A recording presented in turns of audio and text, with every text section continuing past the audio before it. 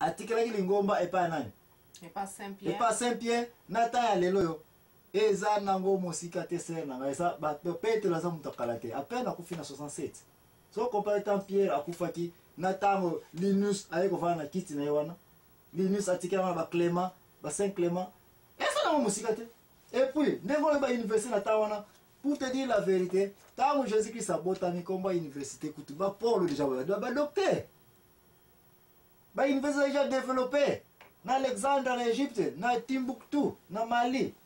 na Afrique ba université ezalaki déjà avant kutu Jésus-Christ abotami na taya ba université comment nango kutu développer na ba Luka déjà bazaki ba tata médecin Luka yo quand ça Luka mona iko botoma Jésus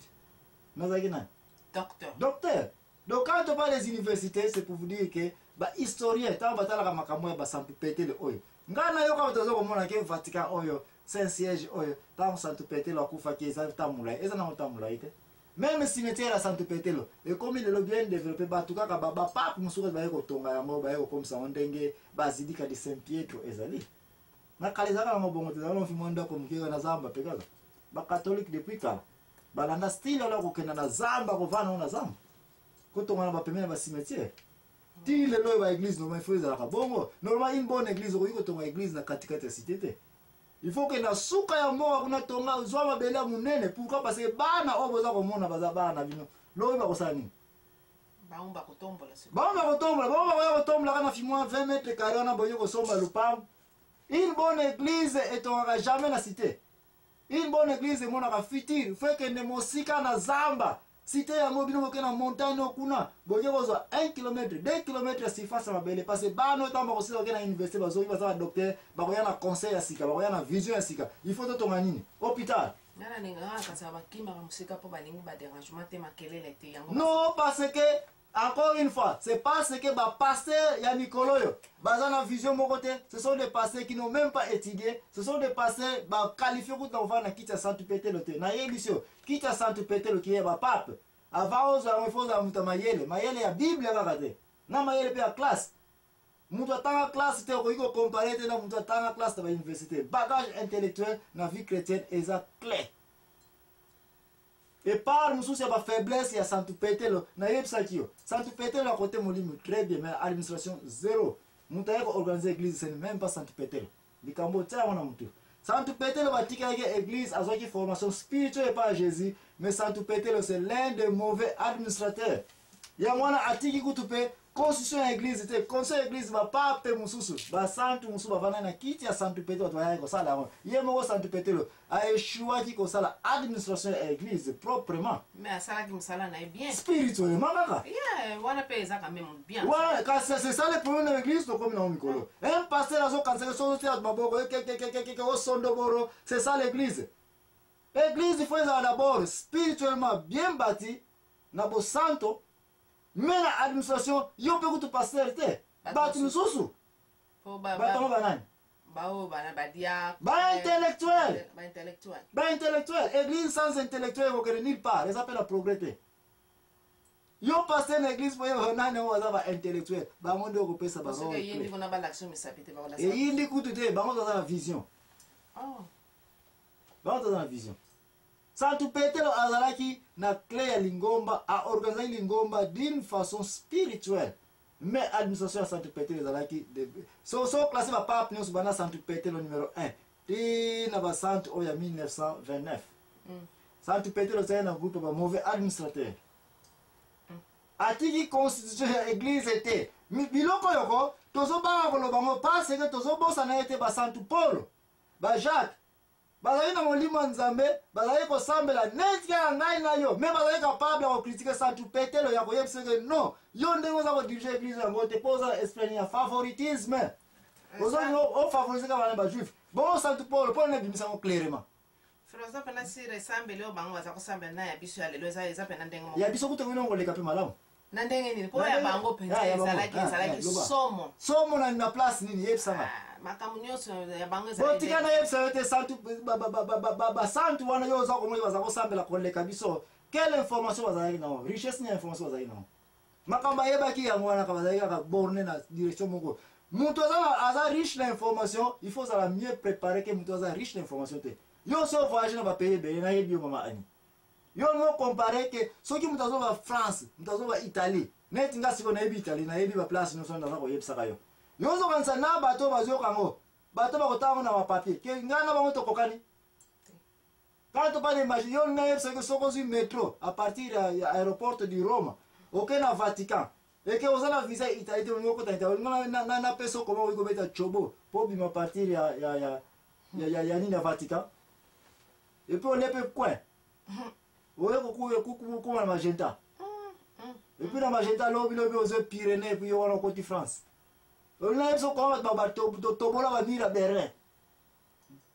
au côté na S Van Zee au côté na Frédéric ba oye ko bima na Banoff obibi quoi pourquoi parce que toza na information trop c'est que je cherche à te dire c'est na ngai ba santu ya kala ba ko sambela c'est vrai kasi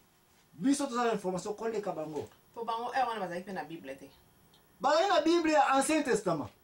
merci okay mais ngai Paul ayebaki makolo ayebaki même te ba livre ne kozala publier un jour il ne savait pas makamuluka koma yoso enseignement so Paul ayebaki yango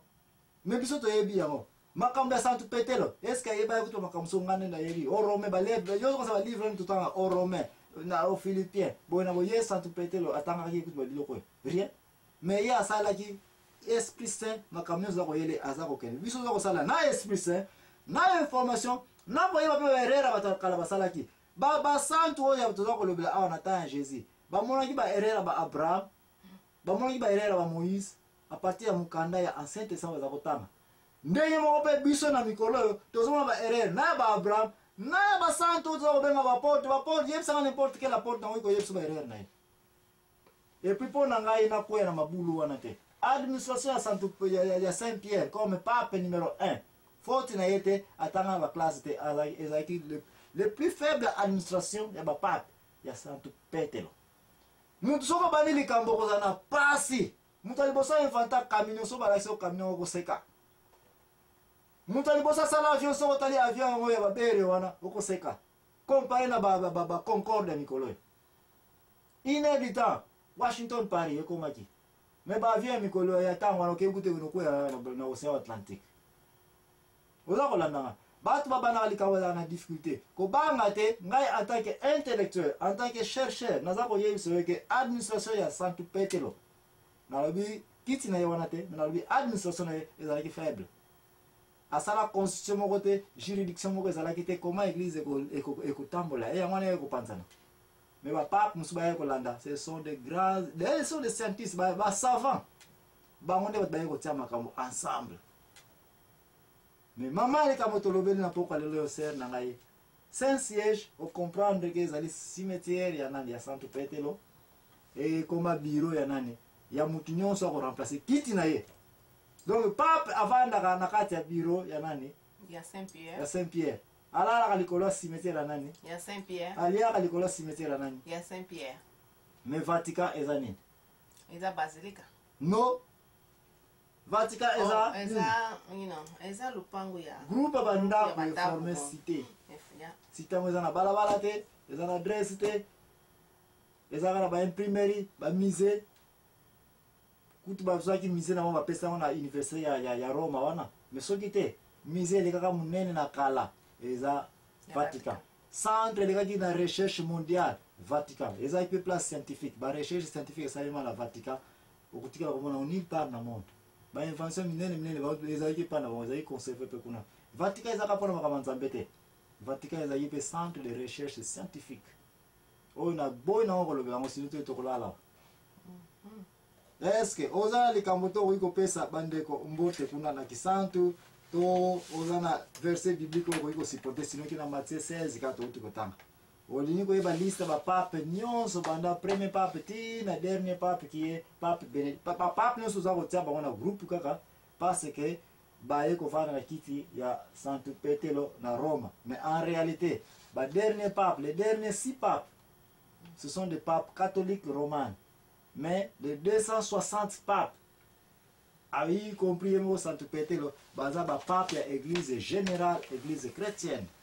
donc Vatican eza pona ba chrétien nyonso ya mabele oyo yo mondimi place outi na yebi na ngai te comment oza koyeba ete ovandaka na village nini mutu foyeba lusansu ne foyeba histoire na yo foyeba village na eza wapi obotama wapi mutu oyo bakunda yango wapi nde rezo yango na toyeli mate ya oyo parce que biso ba chrétien faut toyeba ete touta wapi touta na Jésus Christ bongo Jésus Christ atikela onani saint petelo bongo saint petelo atikela onani